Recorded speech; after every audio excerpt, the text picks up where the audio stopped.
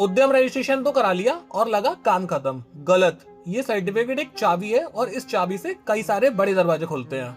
उद्यम रजिस्ट्रेशन के 3 बड़े फायदे हैं जो डायरेक्टली तुम्हारे बिजनेस को बदल सकते हैं। पहला और सबसे बड़ा फायदा, collateral free loan, CGT MSE यानी कि credit guarantee fund trust for micro and small enterprises एक गवर्नमेंट स्कीम है।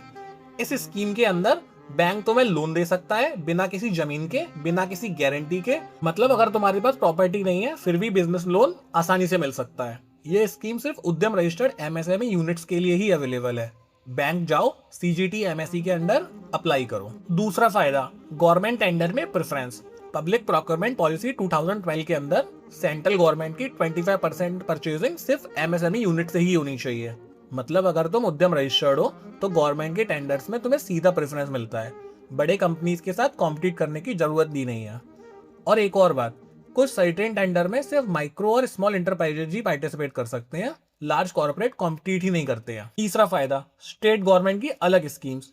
यूपी में उत्तर प्रदेश एमएसएमई पॉलिसी के अंडर रजिस्टर्ड एमएसएमई यूनिट्स को अलग से सब्सिडीज और इंसेंटिव्स मिलते हैं।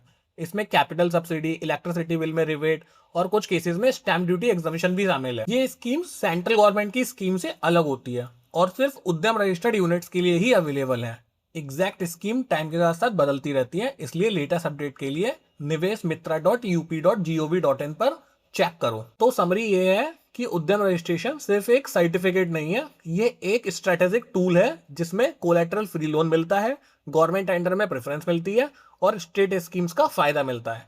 और ये सब फ्री है, सिर्फ एक रजिस्ट्रेशन से।